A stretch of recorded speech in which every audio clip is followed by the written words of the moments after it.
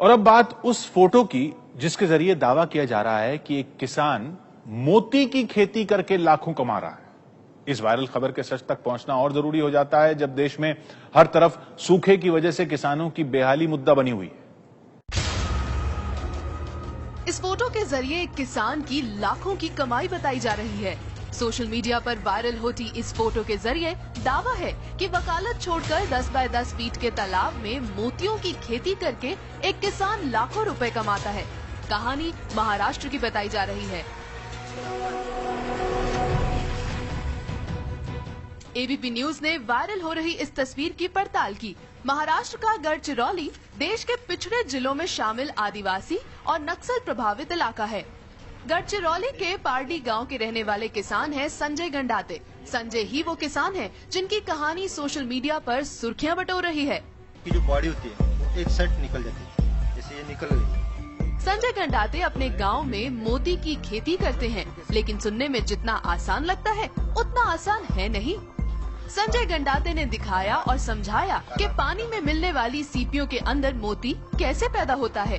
तो ये सीपिया नदी की है, फिर इसको इस तरह ओपन करते हैं, फिर ये ओपनर है, इसके बाद ऐसे डालने का और इस तरह खोलने का। सीपी में इस तरह ये जो इसकी बाड़ी है, इस बाड़ी को उठाने का इस तरह। और ये जो कंखर है, पत्थर है, इस पे हर किसी भगवान के डिजाइन के बनाए हुए हैं। ये गणेश की है, इसमें 8 धातु है। ये पत्थर इतना जबरदस्त है कि ये पत्थर डालने के बाद ये सीपी ना मरता है और न कुछ, और जल्दी से जल्दी सिक्रेशन चालू कर देता है। ये हो गया एक साइड, अपन 2 साइड में डाल सकते हैं क्योंकि एक सीपी में 2 मोती बना सकते हैं। सीप पानी में पाया जाने वाला एक प्राणी है। अलग अलग आकृतियों के ऐसे छोटे छोटे टुकड़े सीप के अंदर डाले जाते हैं। ये टुकड़े डालने पर सीप के अंदर से एक केमिकल निकलता है जो सीप में डाली गई आकृति पर जम जाता है।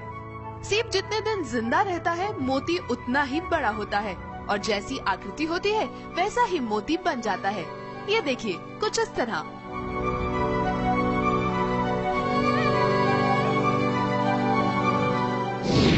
सीप के अंदर कंकड़ डालकर 18 महीनों तक तालाब के भीतर रखने पर मोती बनता है, लेकिन सीप के अंदर कंकड़ डालना बेहद सावधानी का काम है। इस सीपी को खोलने के बाद उसके अंदर मोती भी डालने तक 1 मिनट के अंदर प्रोसेस होने की जरूरत होती है, क्योंकि अगर देर तक सीपियों को खोलकर रखा गया तो सीपियां मर जाती हैं। सीपियों के अंदर जान होती है। 18 महीनों तक सीपियों के खाने के लिए जानवरों का गोबर और दवा के तौर पर थोड़ी सी हल्दी का इस्तेमाल किया जाता है। सीपिया नदी की है। संजय सीप में कंकड़ डालते हैं और फिर कुछ इस तरह की डोरी में सीपियों को बांधकर तालाब में डाल देते हैं।